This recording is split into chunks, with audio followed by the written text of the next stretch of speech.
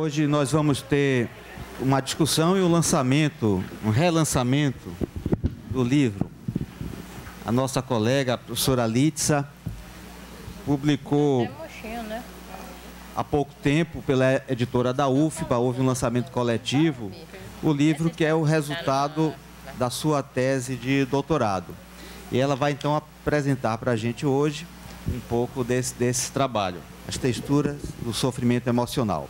Mas quem vai fazer a melhor apresentação do trabalho da professora Litsa e da sessão de hoje é o nosso colega Jorge Iriarte, que foi convidado para coordenar a sessão. Por favor, Jorge. Olá, bom dia a todos. Então, prazer, agradeço a Litsa pelo convite, né, de debater e coordenar essa sessão, do lançamento do livro dela, que é o resultado da tese de doutorado. Litsa teve a trajetória toda em Ciências Sociais, né, na UFBA, é professora da nova geração aqui do Instituto de Saúde Coletiva. E eu acho que um dos pontos interessantes que ela vai trazer hoje, que está na ordem do dia, não apenas para as ciências sociais, mas essa relação entre biológico e social. É algo que, desde a epidemiologia social, você fala, bom, como que o social se torna corpo? Como que, no meu caso específico, devo trazer depois, de que forma que a gente pode discutir ou repensar a forma como o social e o biológico interagem.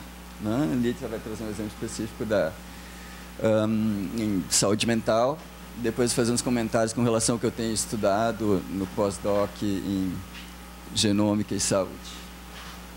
Obrigada, Jorge.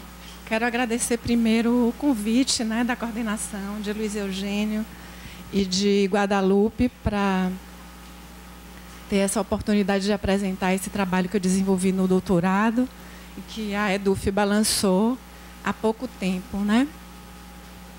Então, eu vou começar falando assim o que é que foi o meu plano assim, né, inicial, o que é que eu pretendia. O que me mobilizava bastante era justamente compreender o que é viver, né, o que é experimentar um sofrimento psíquico, que eu estou chamando de sofrimento emocional. Vou falar sobre isso daqui a pouco. Então, isso foi assim o que mais me mobilizou.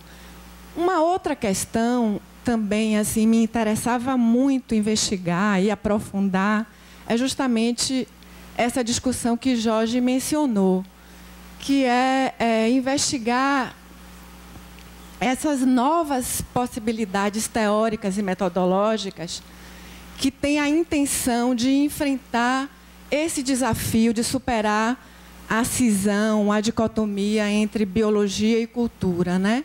Considerando que a gente está trabalhando num campo em que está lidando com processos de saúde e doença, né?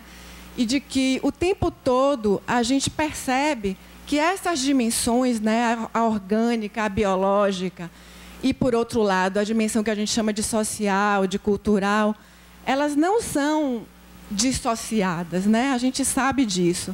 Ao mesmo tempo, a gente tem dois campos de conhecimento aí que separam essas dimensões e que estudam de maneira separada. E isso, enfim, no meu entendimento, criava uma série de dificuldades de compreensão dos próprios processos de adoecimento e de tratamento, né? Então, isso me interessava muito, pesquisar, investigar e encontrar possibilidades alternativas de enfrentar, né, essa dicotomia. Bom, assim, só para situar um pouco o problema hoje, né, em torno dos transtornos psíquicos, chamados, né, transtornos mentais, eles, segundo o plano de ação para saúde mental, eles representam hoje 13%, né, do total dos problemas de saúde no mundo.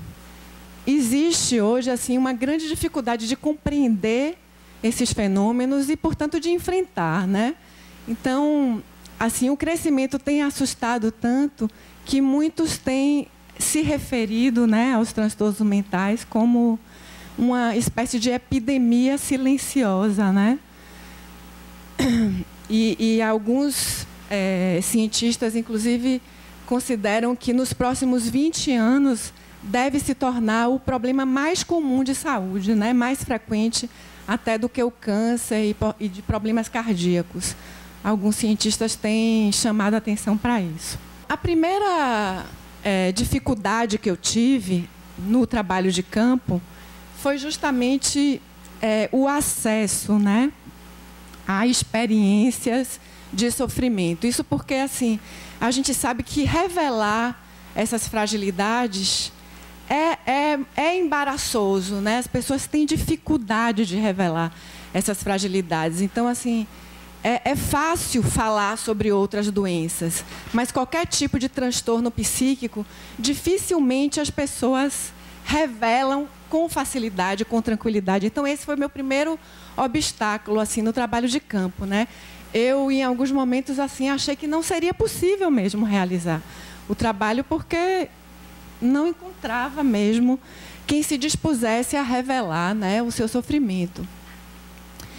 E assim, a gente percebe que grande parte desse sofrimento é vivido assim com muitas inseguranças, com medos, né, com dificuldade de compreender o que está acontecendo. Isso gera uma atitude de isolamento, gera sentimentos de rejeição também, né? Então, tudo isso leva a essa solidão que é muito frequente na vida das pessoas que vivenciam sofrimentos emocionais. E aí o que aconteceu foi que eu comecei a perceber que havia na internet muitos grupos de ajuda mútua, constituídos por essas pessoas e também profissionais que faziam parte desses grupos. E eu comecei a acompanhar, né, a comunicação entre as pessoas no interior desses grupos de ajuda mútua, acompanhar os diálogos e participar mesmo deles. E, à medida que eu fui fazendo esse acompanhamento, eu fui identificando pessoas que eu achei que valeria a pena fazer um contato direto, e fiz isso e falei do meu trabalho, né, que eu estava desenvolvendo no programa de pós-graduação em Ciências Sociais e Saúde, e falei dos objetivos e perguntava para a pessoa se ela tinha interesse em contribuir. Então, muitas pessoas não responderam, outras responderam depois de um tempo, não continuaram contribuindo, mas foram muitas as pessoas que eu consegui assim, acompanhar mesmo durante algum tempo. E foi, assim, para mim, muito surpreendente, né? Porque essa é uma estratégia assim, metodológica nova, tem sido pouco explorada ainda nas ciências sociais. E eu ficava sempre pensando assim que não ia ser como a estratégia habitual que a gente tem de acompanhamento, de ter encontros com a pessoa, de entrevistar. Eu tinha receio de que não desse certo, fiquei muito insegura, mas com o desenvolvimento do contato com as pessoas, com esse acompanhamento, comunicação por e-mail, por tecnologias de voz e vídeo, né, como o Skype, eu fui tendo uma aproximação com essas pessoas que muitas vezes se revelava maior do que as pessoas que eu pude acompanhar aqui em Salvador, porque eu acompanhei também pessoas aqui. Então, assim, ao mesmo tempo que eu fiz esse trabalho que a gente chama hoje de etnografia online, eu também pude acompanhar pessoas aqui em Salvador. E comparando, assim, né, a gente percebe que tem várias diferenças, mas que não dá para considerar, né, uma estratégia melhor do que a outra. São diferenças mesmo, e que às vezes me surpreenderam pelo fato de que, por exemplo, o Skype, né, que é essa tecnologia de voz e vídeo, muitas vezes me colocava dentro da casa das pessoas, podendo perceber a interação com os familiares, por exemplo, né? Coisa que nem sempre eu consegui com as pessoas que eu acompanhei aqui em Salvador. Então, por exemplo, eu acompanhei a trajetória de uma pessoa que praticamente não saía de casa. O único espaço de sociabilidade era realmente a internet, né? Ele mora em São Paulo. E uma vez eu estava me comunicando com ele e ele contando assim, né, de uma circunstância em que ele conseguiu sair de casa, que ele foi para uma festa, se divertiu, enfim, uma coisa extraordinária para ele. E a mãe entrou assim, viu que ele estava contando isso e abriu a porta e falou assim: mostre para ela aquele vídeo que tem você dançando, assim, quer dizer, coisas assim que me revelavam, né, qual a relação que ele tinha nesse caso com a mãe, e que muitas vezes aqui em Salvador, por exemplo, eu acompanhava uma pessoa que ela me falava muito da relação ruim com a família, mas eu nunca vi nunca presenciei, né, essa relação. Então, foi muito surpreendente para mim. E, além disso, assim, a revelação, né, das dificuldades cotidianas, né, com o sofrimento. E elas, quando a gente está num ambiente de um relativo anonimato, elas se fazem mais facilmente. Então, assim, eu acho que dificilmente eu teria acesso a relatos de sofrimento tão detalhados, tão intensos, como os que eu tive, assim, né, nesse formato do que a gente chama de etnografia online, né? Então, assim, eles têm esse espaço de compartilhamento de experiências que é muito rico, muito interessante, porque eles ali trocam informações sobre o que estão vivendo, sobre as estratégias que eles encontram de enfrentamento, sobre diagnósticos, né? Compartilham mesmo esse sofrimento, se sentem apoiados. Enfim, é um espaço que tem uma centralidade muito grande na vida das pessoas. E aí, o que inicialmente, para mim, era apenas uma estratégia, né, metodológica de acesso a essas experiências, terminou me revelando justamente isso, assim, a centralidade como espaço mesmo de sociabilidade que esse ambiente dos grupos de ajuda mútua tem na vida dessas pessoas, muitas, né, que não, às vezes, assim, o único espaço de sociabilidade, né? Então, em que consistiu essa etnografia online? Em primeiro lugar, uma reconstituição das histórias de vida, né?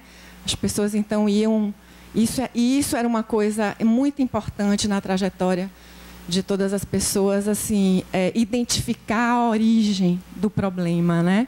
Onde começou, perceber, assim, o que é que levou a esse problema, né? Isso é algo que mobiliza muito todo mundo, né? Então, reconstituir isso e toda a trajetória, assim, do que vivenciou ao longo desse processo.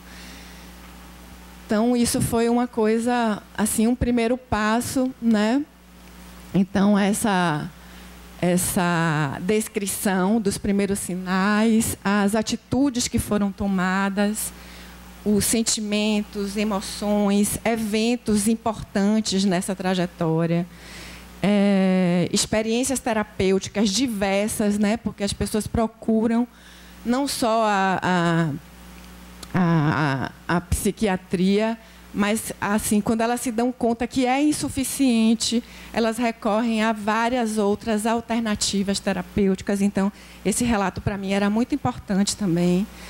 Então, assim, também essa descrição dos principais problemas vivenciados e as estratégias consideradas mais relevantes para enfrentar as dificuldades, que são muitas também, inclusive estratégias bem particulares que cada um vai desenvolvendo para enfrentar, né, as dificuldades cotidianas. E, a partir daí, eu acompanhei durante 2 anos a trajetória dessas pessoas. E aí é um trabalho bem intenso, difícil, muito sofrido para mim, assim, escutar esses relatos e estar no lugar de pesquisadora, né? Porque é diferente quando você está diante de uma situação dessa como terapeuta, como psicólogo, né?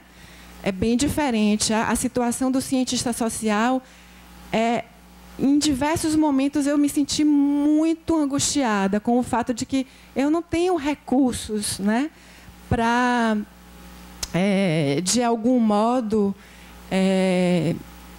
ajudar, contribuir para mudar a vida dessas pessoas. Então, isso era muito difícil para mim.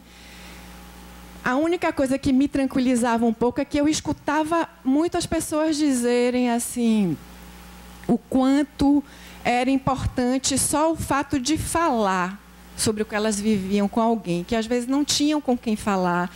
E o próprio processo de ir descrevendo a experiência era como se elas diziam, assim, se sentiam melhores, né, depois do relato. Algumas falavam assim, eu sempre quis uma pessoa assim para conversar, e eu nunca tive. Então, isso às vezes me amenizava um pouquinho a minha angústia, né? Mas foi um trabalho muito difícil, assim, falando assim, às vezes até eu me emociono, porque não foi fácil. E quando eu terminei, eu falei, meu Deus, eu nunca mais quero enfrentar uma tarefa dessa, né? Assim, eu não me sinto preparada para isso, né? Assim, então, mas o que me mobilizava muito era assim, entender a vida de quem está experimentando um sofrimento emocional, porque eu acho que quando você entende as dificuldades, os desafios cotidianos, as estratégias, enfim, eu acho que é um estudo que pode, de algum modo, contribuir para toda uma rede, né, de atenção e cuidado, assistência, né, a essas pessoas, que seja mais sensível a esses problemas, que se aproxime mais do que né, que uma experiência como essa demanda. Então, isso me mobilizava, né? Eu trouxe assim alguns trechinhos de relatos só para dar uma ideia para vocês assim do que que chegou para mim como relato mesmo de experiência. Essa é uma pessoa que descreve assim na adolescência, né, assim, como ela foi começando a viver esse sofrimento, né? Então ela diz que na escola ela sempre estava sozinha, sem amigos, era muito tímida, quietinha, gordinha, usava óculos, era motivo de zoação. Isso foi até a 8ª série. Aí ela diz que passou muita tristeza e solidão na escola. Chegava a ficar o recreio todo escondida no banheiro. Eu ficava imaginando essa cena, né, assim, de ficar escondida no banheiro, sozinha, para ninguém ver que ela estava sozinha, no pátio, sem amigos, como ela ficava sempre, né? Essa sensação de exclusão me gerava dores, depressão, mas na época nem sabia o que era isso. E assim foi no cursinho, na faculdade, comecei a trabalhar, larguei a faculdade, pois não gostava do curso. Esse daí é uma outra pessoa, né, que dizia, eu não tinha amigos para quem ligar, nem aonde ir de noite, nem de dia. Embora sentisse muita falta de gente comigo, de estar trabalhando, estudando, saindo à noite, enfim, de estar vivendo. Entretanto, quando eu ia à igreja ou a lugares que me favoreciam estar com gente, eu era antipático, suava frio, não tinha vontade de estar com elas. Essa é aquela pessoa que eu falei que não saía de casa quase nunca, né? Aí um outro relato, né, falando do medo, né, do medo da vida, né, do medo de se relacionar com os outros. Então, ele diz, já andei de avião 2 vezes aqui pelo Brasil, com meu pai, para eventos da igreja. Não tive, nem nunca terei medo de avião, nem de qualquer outro medo convencional que outras pessoas acham que os depressivos têm. Mas temos medo de pessoas, de nós mesmos, medo da vida. Aí é um outro relato de uma pessoa que eu acompanhei aqui em Salvador, e que ela assim descreve, né, esses momentos de tristeza, de solidão, assim, né, com essa imagem de que a vida fica sem cor, fica tudo negro, nas trevas, nada tem sentido. Eu fico jogada na cama sem vontade de fazer nada. O psiquiatra diz que eu tenho um transtorno bipolar. Isso acontece de repente, sem mais nem menos. Não tem uma razão específica. E eu não sei ainda lidar com isso. Às vezes eu reajo, tomo um banho, saio de casa um pouco, vou ao centro espírita, mas às vezes eu me jogo na cama e fico paralisada, sem vontade de fazer nada.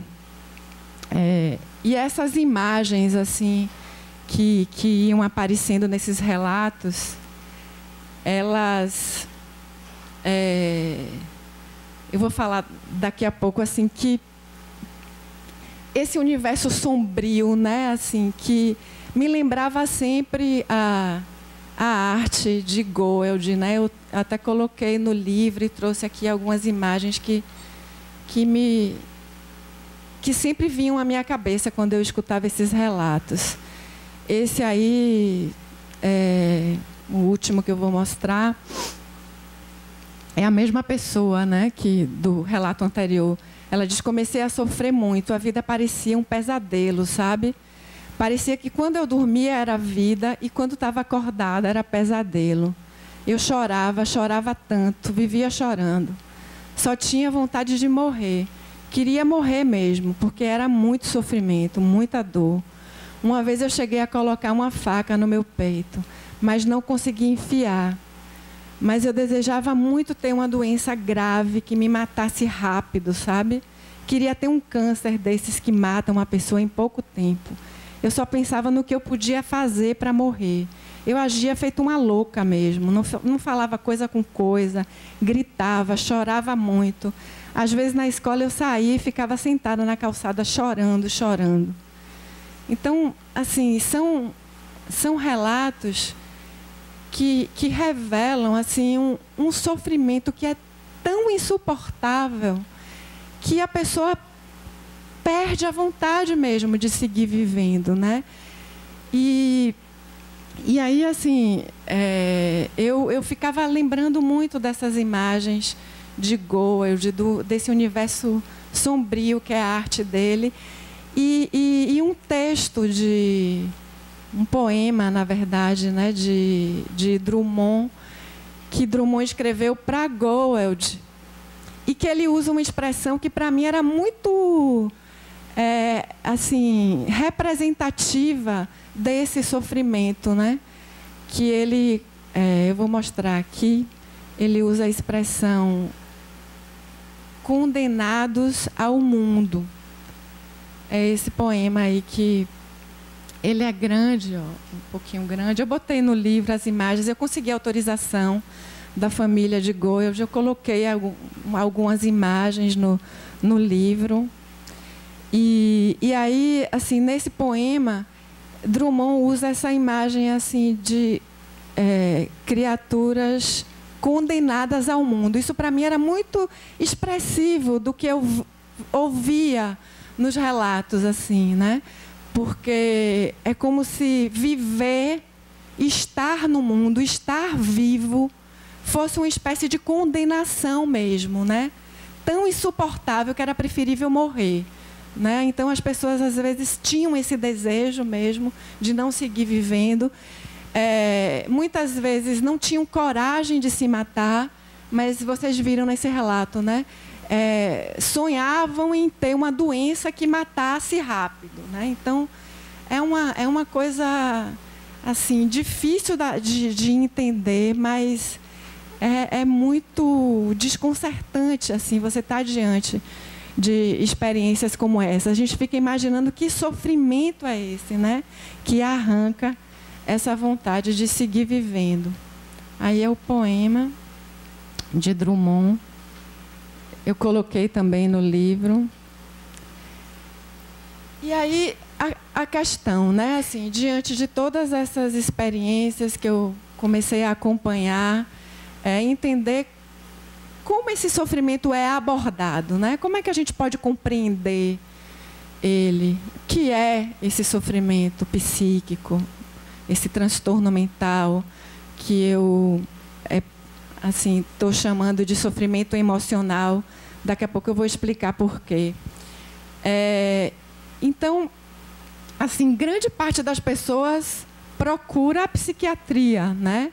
Assim, a psiquiatria tem uma forma de abordar, de explicar esse sofrimento e claro que a primeira iniciativa é geralmente procurar mesmo um psiquiatra. E aí a gente sabe que na psiquiatria a gente tem um modo de explicar, de abordar esse problema que é extremamente biologicista, né? A chave da explicação para o problema está na dimensão física orgânica mesmo, né? O problema, então, ele se refere a essa alteração relacionada a neurotransmissores, neuroreceptores. Então, é aí que está a chave de compreensão. E aí, portanto, a alternativa de enfrentamento é o uso de medicação, né? Então, a gente tem essa compreensão. Quando a gente observa os modos de abordar esse tipo de experiência nas ciências sociais em saúde, a gente percebe que as ciências sociais em saúde emerge justamente ressaltando, evidenciando os limites da compreensão biomédica, tentando evidenciar o fato de que, para além dessas dimensões orgânicas, existe uma dimensão social, né? Existem aspectos culturais, do contexto, inclusive histórico, enfim, que interferem nas situações de adoecimento. A gente tem, tradicionalmente, portanto, nas ciências sociais, uma atitude de, enfim, considerar que existe, sim, uma dimensão biológica, orgânica do problema. Essa é do âmbito de atuação da biomedicina. As ciências sociais caberia se dedicar a essa outra dimensão, como se ela fosse sobreposta à dimensão orgânica, e aí seria se dedicar mesmo ao estudo desse sistema de sentidos, de símbolos, né? Que se referem a um contexto histórico, social, enfim. É essa a postura tradicional das ciências sociais, e à medida que isso é feito, a gente percebe assim que então se acentua essa dicotomia, essa separação, né, entre esferas, né, assim, como se elas, na realidade, fossem separadas e pudessem ser compreendidas, explicadas de maneira separada.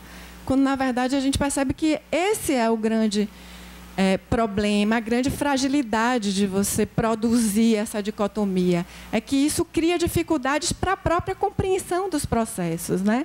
Porque se eles, na prática, quando a gente observa situações de adoecimento, a gente percebe que essas dimensões elas não estão separadas, então, por que separar o que não aparece separado, né? Essa era uma questão para mim. Então, eu comecei a perceber assim que, quando as pessoas relatam suas experiências de sofrimento, o que elas falam é justamente, né, de uma tristeza, de dores no corpo. Isso é 80% das pessoas, assim, segundo os psiquiatras, elas relatam dores no corpo, né? Então, delírios, pânico, queda de pressão arterial. Eu acompanhei uma pessoa também que ela dizia assim que, quando os primeiros sinais começaram a aparecer, ela tinha essa sensação de sufocamento, de queda de pressão arterial e, sobretudo, falta de motivação, de vontade de viver, tentativas de suicídio. Mas isso aparece de maneira indissociada, né, nos relatos. E quando as pessoas se referem a esses momentos, elas usam sempre essa expressão que eu coloquei aí, crise. Então, essa categoria crise, ela é central. Para mim, ela foi muito importante, porque era muito reveladora de sintomas que eram orgânicos, físicos, mas que eram situados também nesse plano que a gente chama mais de emocional, de psíquico, não é? Então, ela é uma categoria que ela unifica essas dimensões. E sempre que se remete a essas situações difíceis, as pessoas usam essa expressão, crise, né?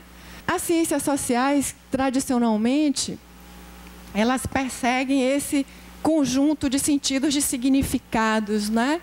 Que explicam essas situações de adoecimento, que as pessoas lançam mão, né? Então, o foco é sobre o estudo desses sistemas de significados. E aí eu pensava, sim, o significado é realmente muito importante. Explicar aquilo que as pessoas estão vivendo, encontrar uma explicação, compreender, é importante. É uma coisa que está sempre mobilizando, né? Eu quero saber o que é, como começou, por quê.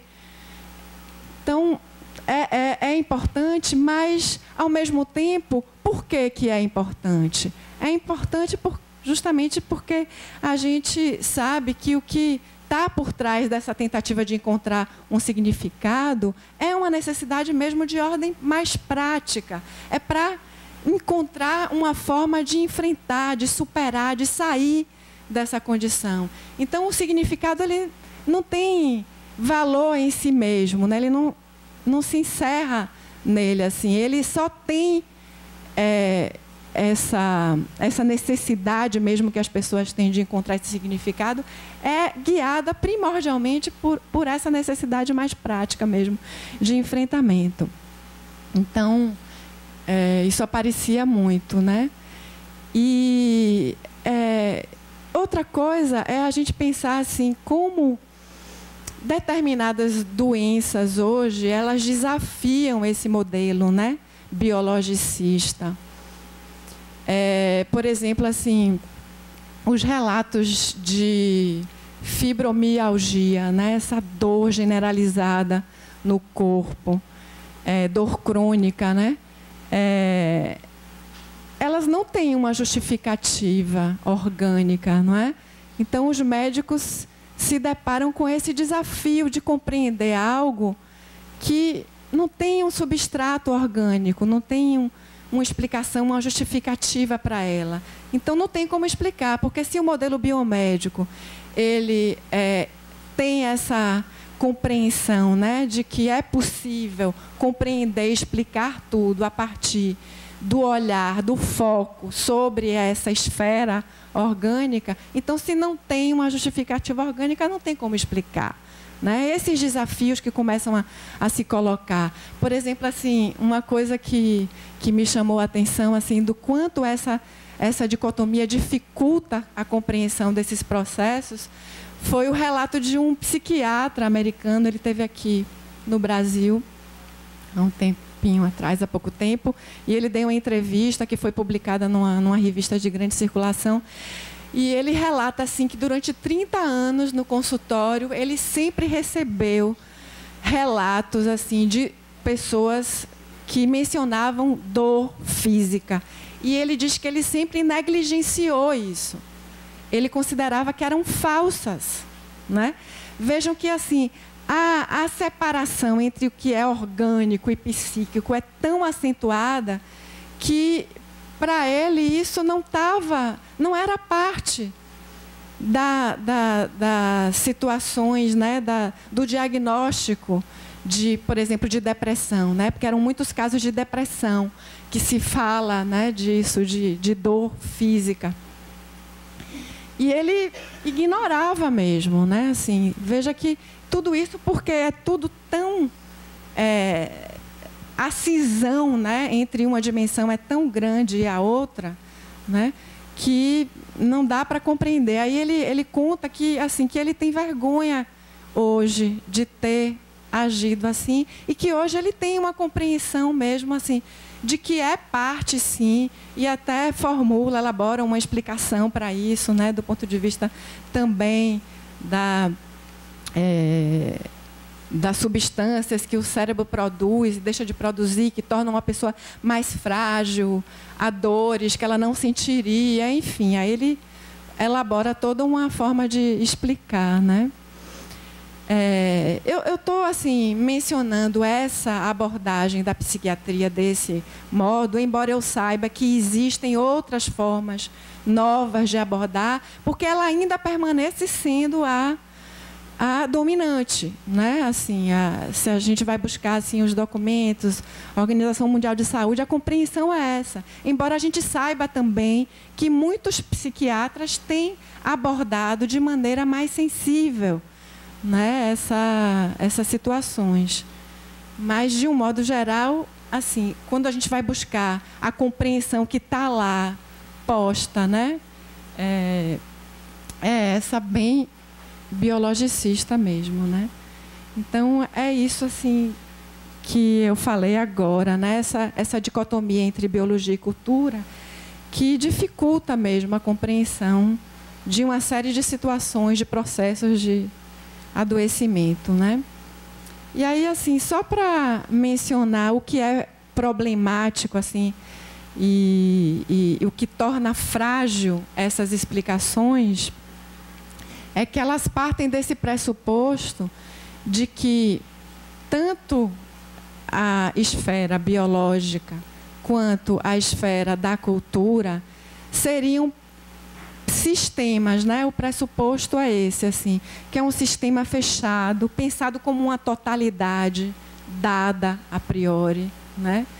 E aí ela é estudada, se tenta compreender os processos que integram, né, esse todo. Quer dizer, esse todo é pensado como estabelecendo entre as partes relações, né,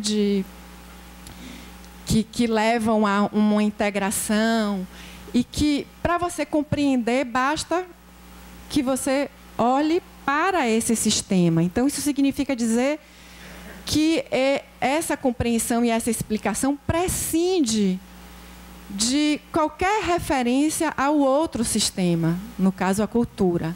Nas ciências sociais é a mesma coisa.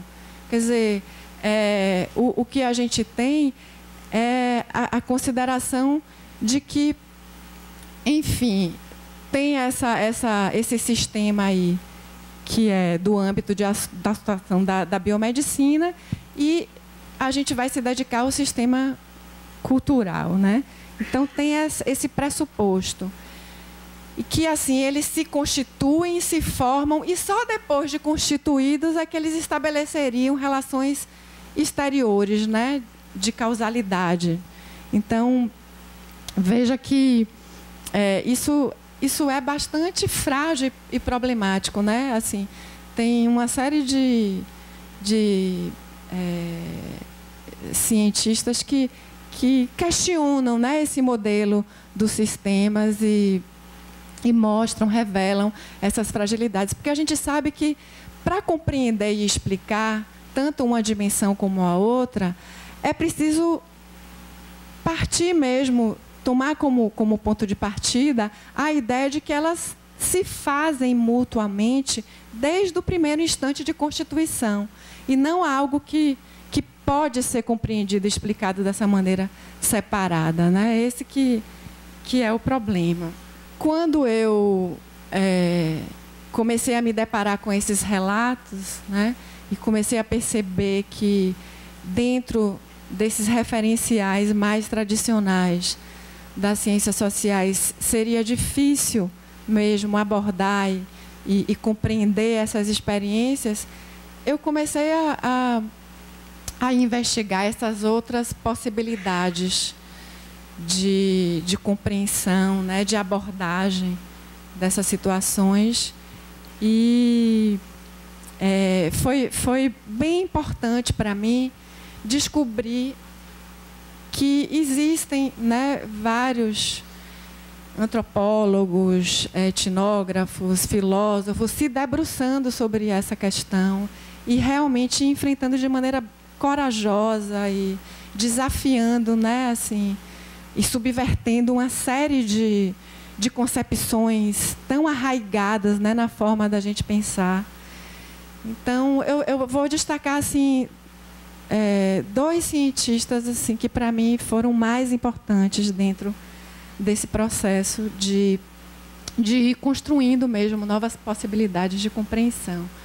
Então, a primeira foi essa etnógrafa e filósofa holandesa, ela é Anne-Marie Mol, e para mim foi bem importante assim conhecer o trabalho dela, que é um trabalho premiado lá, assim, né? O livro dela, que chama O Corpo Múltiplo, que é um livro que ela estudou a arteriosclerose, é um livro que recebeu premiações, assim, ela é bem conceituada, né? E a primeira coisa que eu achei interessante, né, na forma dela de abordar os processos de saúde e doença, foi essa noção mesmo de corpo, né, de organismo que ela trazia. Então, isso para mim foi bem importante, assim, porque ela diz assim que o corpo, ele, embora seja pensado, né, como essa totalidade dada a priori, integrada, separada, né, inclusive assim como uma realidade mesmo exterior, né, quer dizer, a gente tem mesmo essa compreensão do corpo, que ele está integrado, independente do que a gente faça, do que a gente pense sobre ele. É como se ele tivesse esse sistema regulado, né? com uma série de processos que podem ser mesmo compreendidos em si mesmo, sem se recorrer a mais nada. Né? É dessa maneira que a biomedicina compreende o corpo, e é dessa maneira mais ou menos também que a gente entende o organismo, né? E ela apenas evidencia o fato de que, bom, o corpo não é essa totalidade dada a priori. Assim, o que existe é um processo permanente de busca dessa integração. A integração não está dada. Se você não persegue a integração, o corpo não segue vivendo, né? Ela diz, quem não persegue essa totalidade, essa integração, quem falha em fazer isso, morre.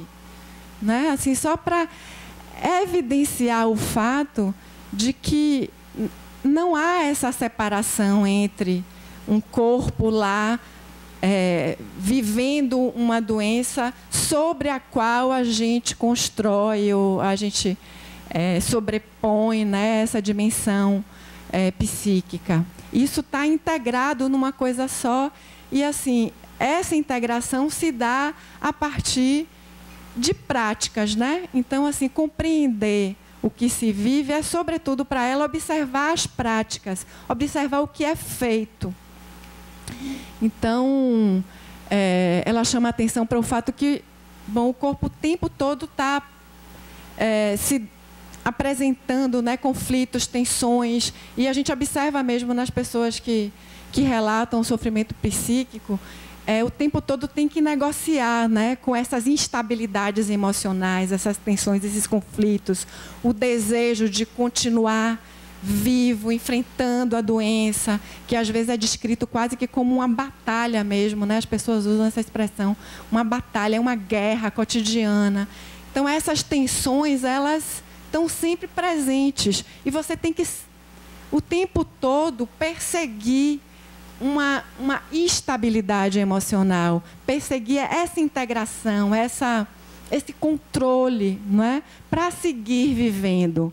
Então, veja que aí a gente encontra uma possibilidade muito interessante, então, de superar essa separação entre corpo e psíquico, né? E cultura, biologia e cultura. Por quê?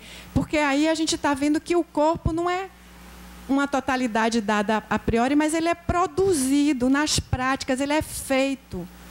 Ela usa a expressão atuar, né?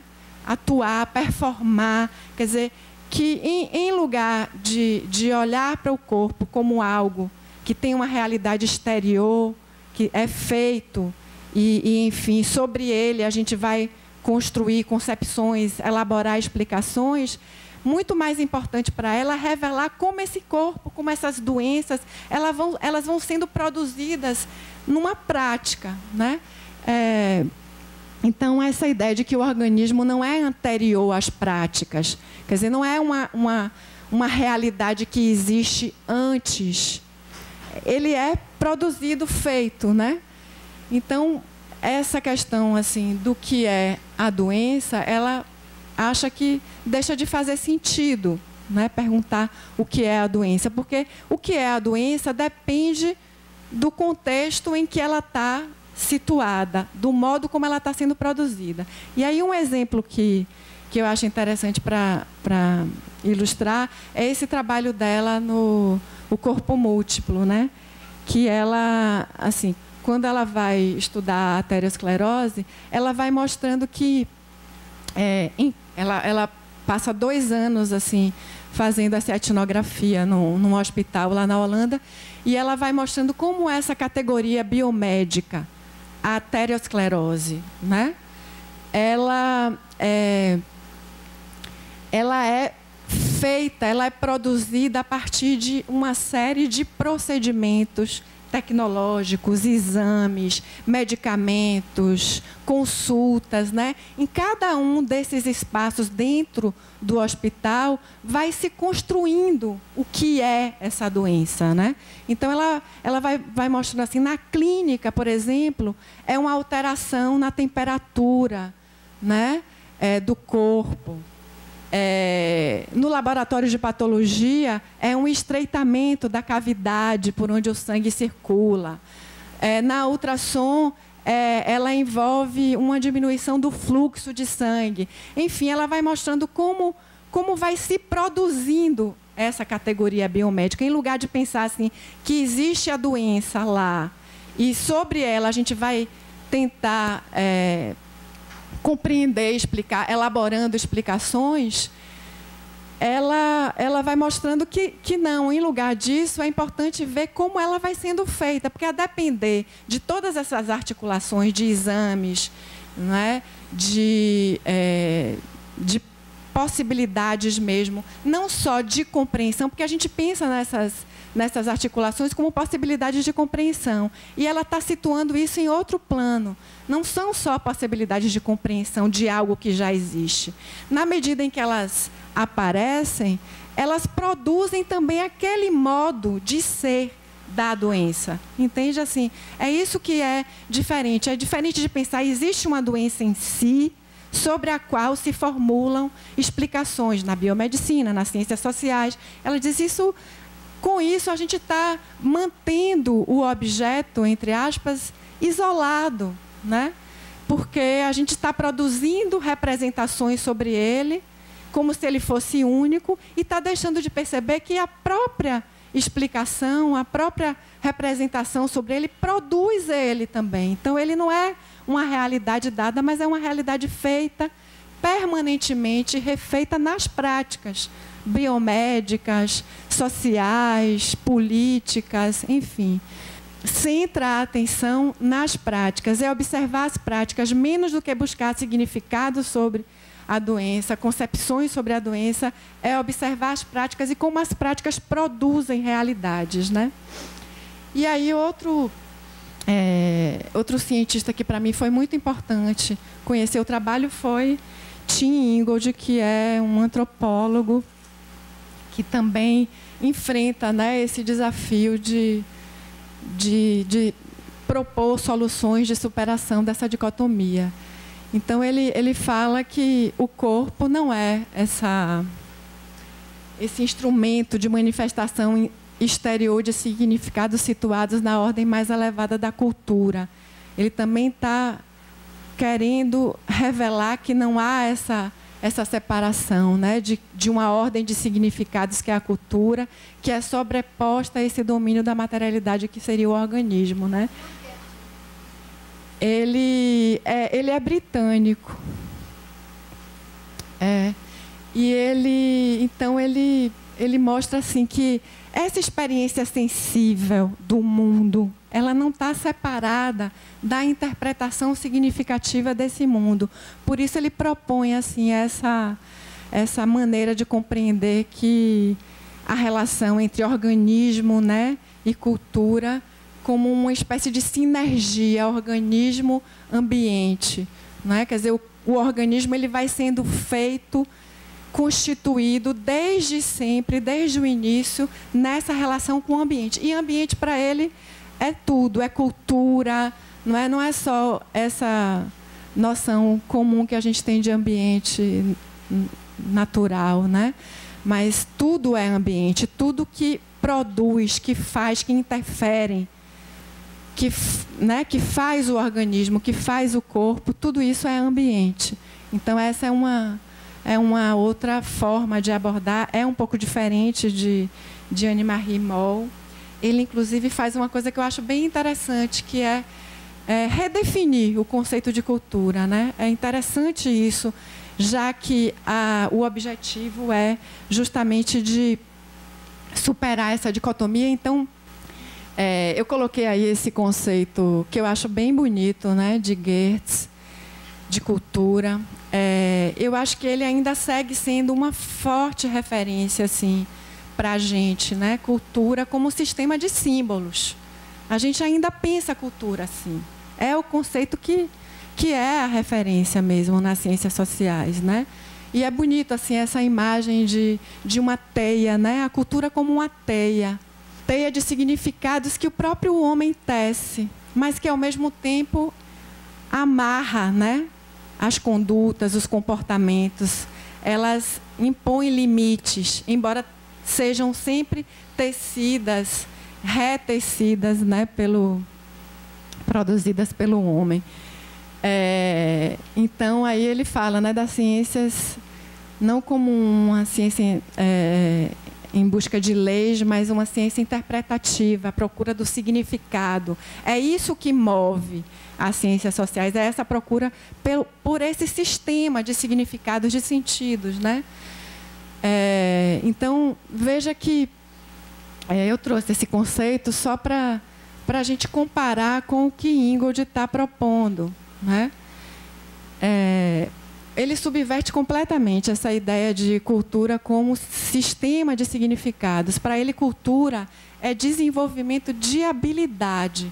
Por que ele está dizendo isso? É justamente para a gente tirar a cultura desse plano do simbólico, do sistema de significados, de sentidos, e entender como a cultura está inscrita no corpo, não é? Ela é parte do corpo, ela não está nessa ordem de acontecimentos de uma camada superior que se sobrepõe ao corpo, ao organismo. Ela produz corpo, né? Eu acho que a experiência das emoções, elas são muito interessantes para a gente pensar essa indissociabilidade, né, entre experiência sensível e significado. Imaginar assim como padrões culturais de emoção, eles não estão nessa ordem dos significados, né? Quando a emoção vem, ela está se expressando no corpo. Não é um significado que comanda o corpo como instrumento de manifestação do que está nessa ordem, que é a cultura, né? Nessa camada de experiência que seria a cultura. Pensando nesse conceito de Geertz, é mais ou menos essa a forma de entender e explicar. O que ele está propondo aqui é pensar que a cultura vai desenvolvendo no corpo formas de compreensão, de lidar, de se relacionar com os outros, que não estão nessa ordem separada, né? Que elas estão mesmo inscritas no organismo. Por isso, a ideia de pensar a cultura como desenvolvimento de habilidade. Eu acho isso extremamente subversivo, né, da forma de compreender. E até, assim, pode levar a gente a compreender uma série de situações que, no modelo de pensar a cultura como um sistema de significados, fica difícil, né? Essa separação dessas duas camadas de experiência. Então, veja que a ideia de habilidade permite que a gente fale da cultura tanto como uma coisa que envolve a dimensão biológica, como a dimensão do significado, né, dos sentidos. O que a gente observa, assim, não só Ingold, Anne-Marie Moll, mas uma série de outros cientistas que também estão, né, enfrentando essa tentativa de superar essa dicotomia, é que eles estão muito mais interessados numa discussão sobre ontologia, né, do que em uma discussão mais epistemológica. Assim, tradicionalmente, a agenda das ciências sociais sempre foi muito voltada para a clássica, a tradicional, assim, para a epistemologia, né? Quer dizer, entender essas formas de representar a realidade, de atribuir sentido, significado, como se esses significados viessem antes e eles é que orientam para a ação. É mais ou menos essa a forma de compreender os cursos de ação, né? E aí, assim, esse grupo de cientistas que a gente chama, assim, que fazem parte do que se chama, né, de virada ontológica, é justamente porque eles estão mais interessados em uma compreensão não das visões de mundo, das representações, dos significados, mas dos mundos mesmos em que estamos imersos, né? Quer dizer, mais do que o significado, do que a representação, é o que se faz, são as práticas, né? É o que é feito, porque assim, é a prática que produz realidades, que produz mundos. Então, observar cursos de ação mais do que interrogar sobre representações, sobre sentidos.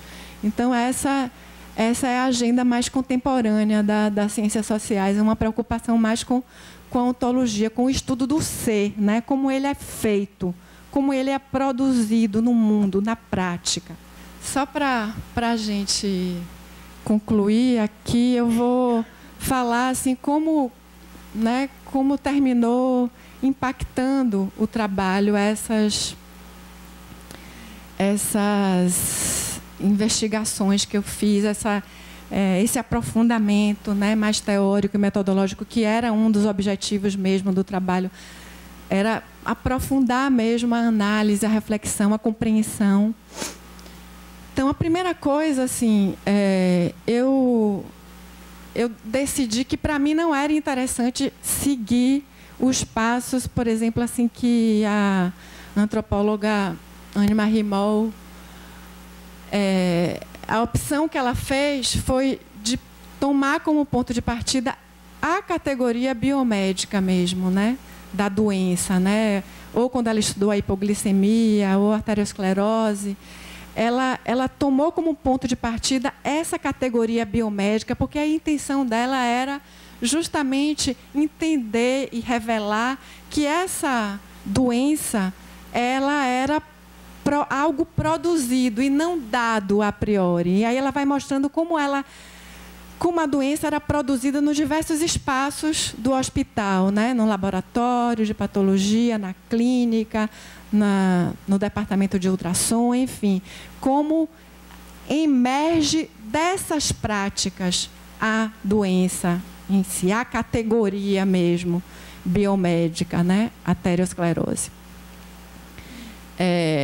E aí, assim, para mim, seria a opção, então, seria tomar como ponto de partida a categoria transtorno mental, distúrbio psíquico, né? E mostrar como essa categoria ela vai sendo construída em práticas diversas dentro da psiquiatria. Eu fiz a opção de, em lugar de seguir esse caminho, desde o começo, considerar mesmo que não existe essa doença em si, dada a priori, né? E tentar entender como esse sofrimento ele vai sendo produzido, reproduzido nessas práticas, nas articulações que as pessoas vão fazendo, nas terapias, nas explicações que encontram, enfim, diversas articulações que vão produzindo, que vão fazendo o que é. Então, o que é não é algo, o que é o sofrimento não é algo dado antecipadamente, é algo que vai se fazendo, né, se revelando nessas práticas. Então, eu preferi não tomar como ponto de partida essa categoria biomédica, né? E, por isso, construir esse conceito novo de sofrimento emocional, por achar que ele traduz muito mais as experiências que a gente vê de sofrimento, né? Assim, dessa indissociabilidade entre essas duas dimensões. Então, essa ideia da emoção, eu acho que traduz muito mais esse campo de experiências que é tão ambíguo, né? Onde nem o organismo nem a cultura pode ser claramente separados e distribuídos. Então, eu fiz essa opção e, enfim, aí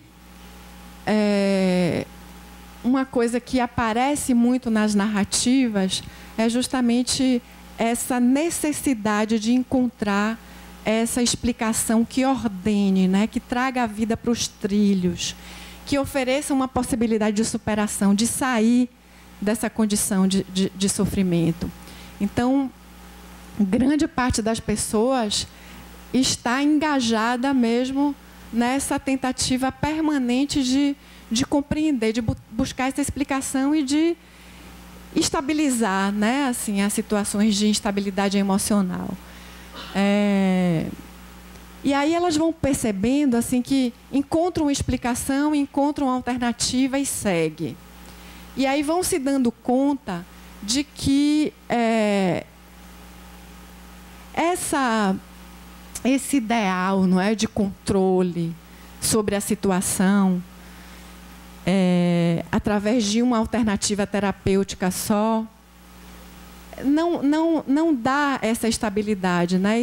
Esse ideal de controle está sempre escapando das mãos, né? Essa estabilidade. Então, por exemplo, assim, a gente percebe que a alternativa de tomar a medicação para muitas pessoas é extremamente importante, né? Apesar de, por outro lado, ter que conviver com os efeitos colaterais, sobretudo a sonolência, que dificulta tanto o desempenho das tarefas mais cotidianas, né?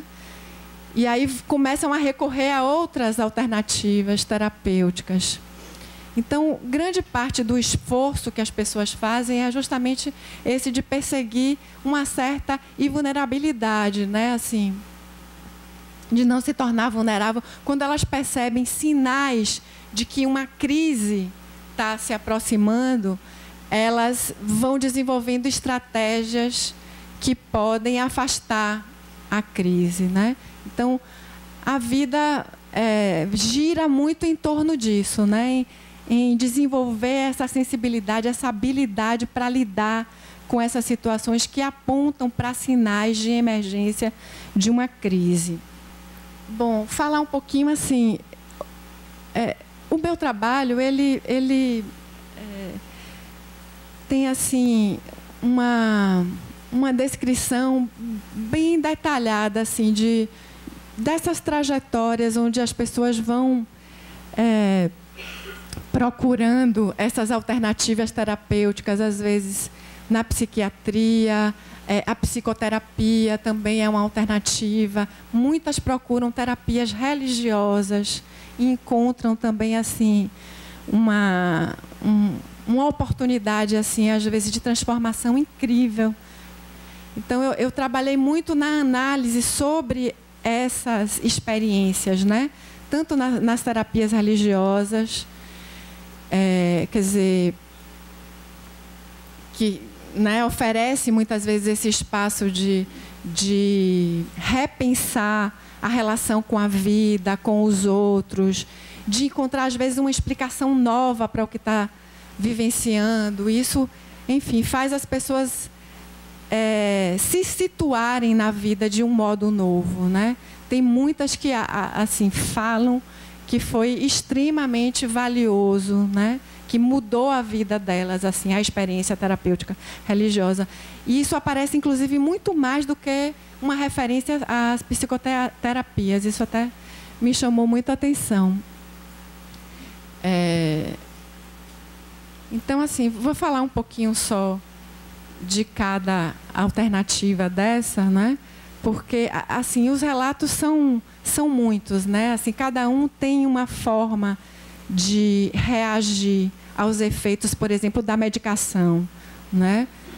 E tem muitas que falam da dificuldade de conviver com esses efeitos colaterais, mas, ao mesmo tempo, não querem deixar de tomar a medicação porque têm medo da crise que vem acompanhada de descontrole, de atitudes de autoagressão, de instabilidade mesmo emocional total.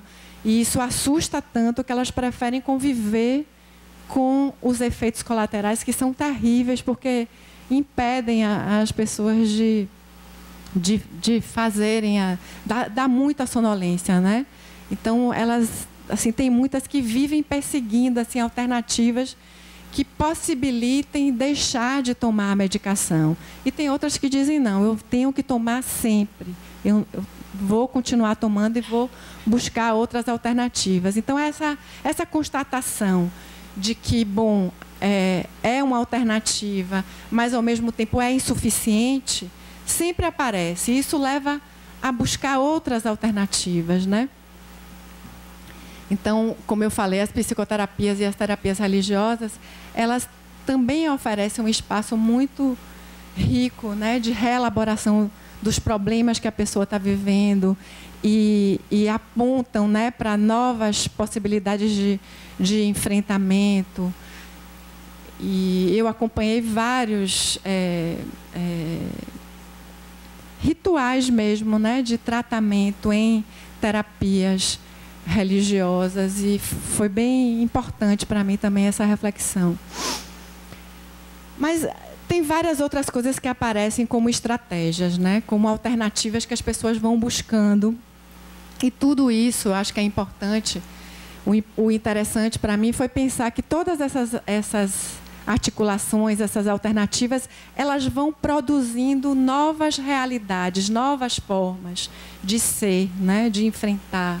Então, assim, aparece muito pesquisa na internet, assim, conhecimentos que vêm dessa pesquisa na internet, leituras de artigos. Às vezes assim, eu tive algumas situações de pessoas que, depois da leitura de um artigo, mudou completamente a forma de entender, de lidar com a situação.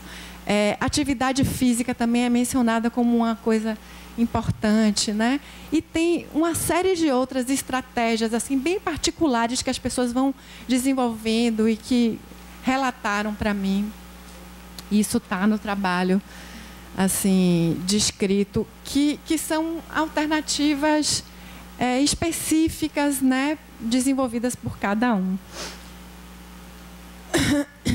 Então, assim, no final das contas, assim, o que toda essa tentativa de explicar, de enfrentar, essa busca de alternativas de tratamento, alternativas terapêuticas, vai revelando para a gente é que, em cada uma delas, as pessoas vão adquirindo novas habilidades, sensibilidades, formas de compreender, de lidar, de sentir, de perceber o que elas estão vivendo, né? Então, assim, é pensar o quanto tudo isso vai fazendo, vai produzindo o que a gente está chamando de sofrimento emocional, né? Então, em lugar de pensar em algo dado, a priori, feito, sobre a qual as pessoas vão construindo concepções, é pensar como todas essas práticas, elas vão fazendo um modo de ser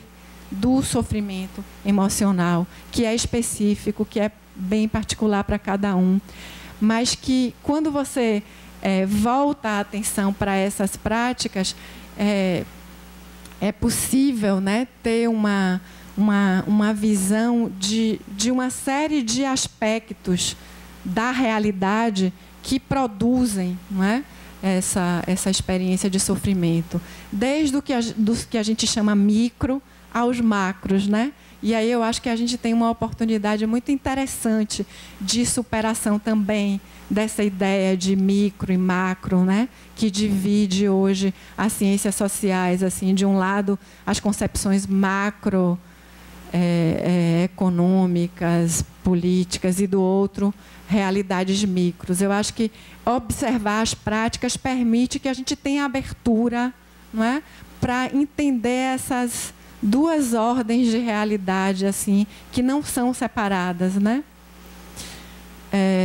Então, a tarefa seria, assim, observar esses cursos de ação. Eu acho que isso é que eu me colocava mesmo como tarefa, né? Observar cursos de ação e observar como nesses cursos de ação uma pluralidade de agentes diferenciados, de práticas, né? De tecnologias, de formas de pensar, enfim, como elas vão produzindo, né? Realidades novas. Então, no final, assim, pensar que essas realidades, que esse sofrimento emocional, então, ele é revelador de modos de ser que vão sendo sempre feitos e refeitos permanentemente e de maneira sempre provisória, e que nunca resultam nessas totalidades acabadas e passíveis de serem elucidadas de modo pleno, né? Então, observar os cursos de ação, as práticas, revela justamente isso, né? Que a realidade está sempre sendo feita e refeita nessas práticas. E que essas totalidades que a gente persegue, elas nunca são passíveis de serem elucidadas de modo pleno, né? É isso.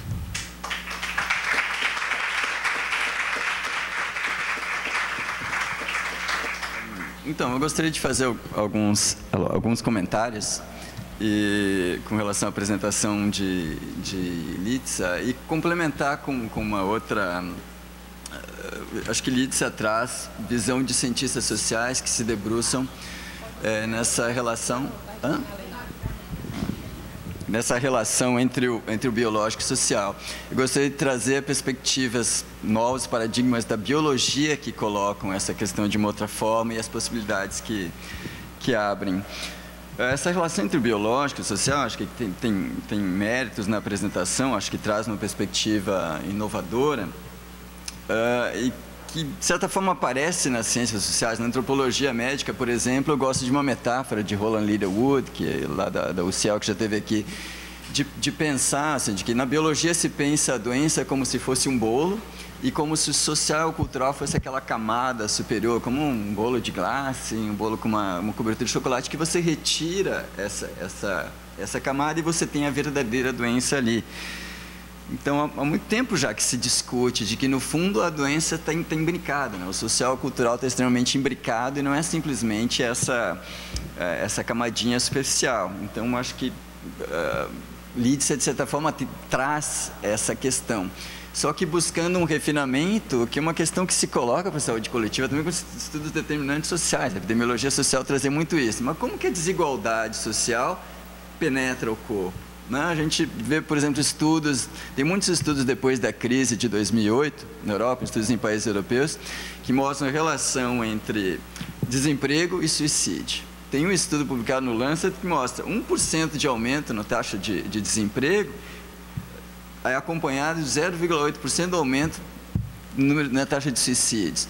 Agora, como que o desemprego desencadeia esse comportamento extremo com relação à vida? E de que forma que o biológico e o social? Então, eu acho que o trabalho de Litzia, depois eu queria ver aqui recomendações, uma questão importante é pensar, bom, essa nova visão, acho que você faz uma crítica da biomedicina, acho que a antropologia médica da saúde tem batido muito nesse ponto, de que forma que a biologia, que a biomedicina deve levar em conta né, fatores sociais e culturais, e ainda mais nessa perspectiva de que a doença está sendo construída na prática. Uma outra possibilidade, agora só um pouquinho, eu e Lídia, a gente se encontra muito em disciplinas como antropologia do corpo e sempre tem uns debates, porque eu não conheço muito bem Ingold, mas eu ainda não estou muito convencido da perspectiva macro está contemplada nessa perspectiva, de pensar, bom, o micro e o macro, mas de que forma, por exemplo, que no caso, esse caso mesmo do suicídio, como que o desemprego, né? De que forma que o estudo dos indivíduos aparece esse contexto social maior que penetra no corpo? Mas o que eu queria trazer para vocês, que está associado ao pós-doutorado que eu fiz lá no Reino Unido, um tema que tem me interessado, é essa relação entre genômica e saúde pública.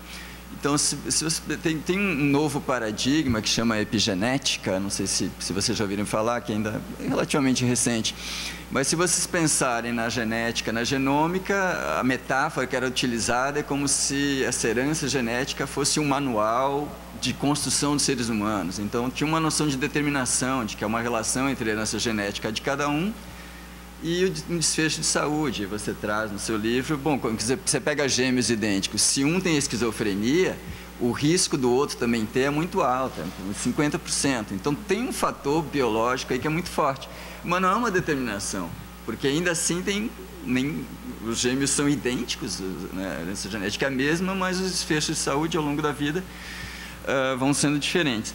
Então, o que a epigenética traz é uma metáfora diferente, é uma metáfora não do manual para a vida, mas imaginem, acho interessante essa metáfora, como se fosse uma peça de teatro, uma peça de Shakespeare, um roteiro. Então, você pode ter Hamlet. Agora, dependendo do diretor que vai colocar Hamlet, né, encenar, essa peça pode ser, você pode sublinhar algumas palavras, pode colocar comentários, coloca pé de páginas. Então, isso seria equivalente do processo epigenético de transformações que não mudam o DNA, mas nessa interação com o meio ambiente, com o social, é como se estrelinhas, sublinhar, comentários fossem sendo, né, processo de metilação. Não vou entrar aqui em detalhes agora, porque não vai ter tempo. E o que é mais perturbador, digamos assim, é de como essas características adquiridas podem ser passadas para gerações seguintes. Então, bom, que relevância isso tem para a saúde pública, para a saúde coletiva? Essa distinção que se faz entre desigualdades ou naturais, digamos, e biológicas e sociais. Se você tem desvantagens, grupos vulneráveis submetidos a precárias condições de vida, e que isso penetra o corpo, digamos, na forma de um conceito novo, de biologia molecular da posição social, né? E que essas desvantagens podem ser passadas para gerações seguintes, né? Você tem casos onde não é mais uma desigualdade biológica, ou seja, o biológico e o social estão, de certa forma, mesclados. E essa perspectiva vem dos novos estudos da biologia, que abrem, né, então, possibilidades de que forma que o social e o cultural e o biológico, né, interagem. Aí são perspectivas interessantes, inclusive nessa questão das desigualdades em saúde, na questão das reivindicações, né? Você pode pensar de que tem estudos, a dificuldade de realizar esse tipo de estudo, porque muitos são feitos em animais, e outros em situações, por exemplo, um bastante conhecido é que durante a Segunda Guerra Mundial houve um período de fome extrema pelos bloqueios nazistas em uma geração de mulheres. Aquelas que estavam grávidas naquela época, a geração seguinte nasceu com baixo peso. Só que, bom, aí a questão social foi resolvida, as gerações seguintes tinham uma boa alimentação, mas as outras gerações o baixo peso continuou, e associado também a casos de diabetes.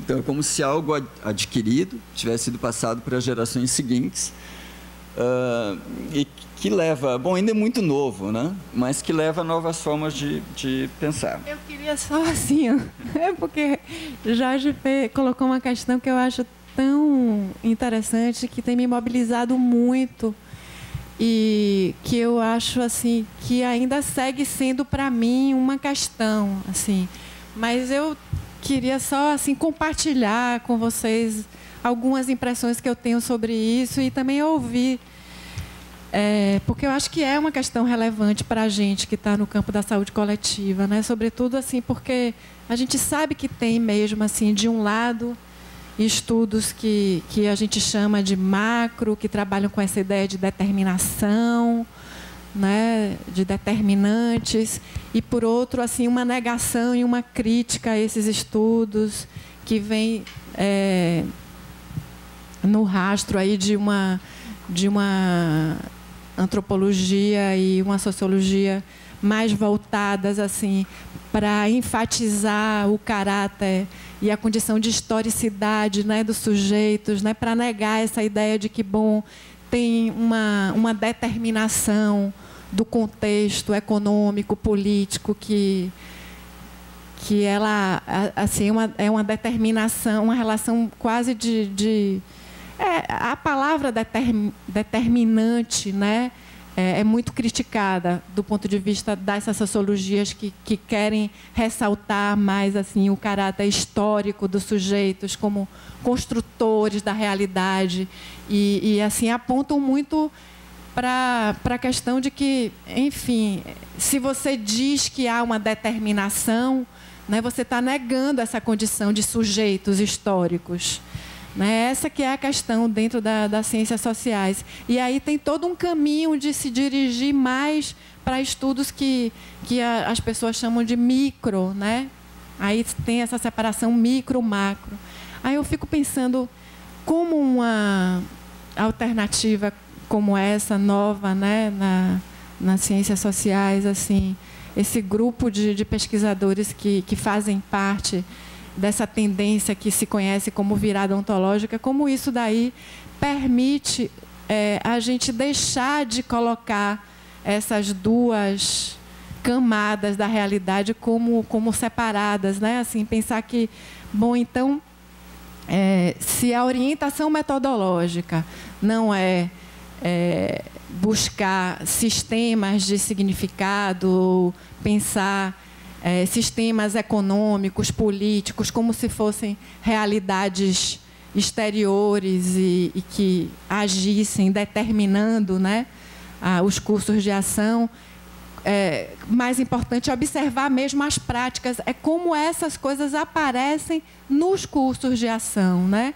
De que maneira essas condições de vida realmente estão produzindo realidades, mundos, formas de adoecer.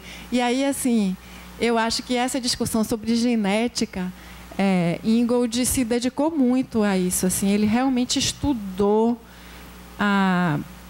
ele se debruçou mesmo, uma tarefa incrível para um antropólogo, acho admirável.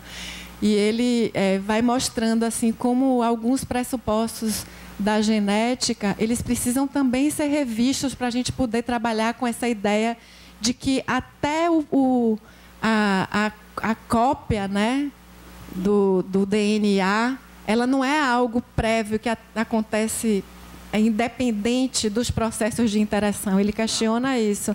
É algo que é histórico também, né? É uma coisa que...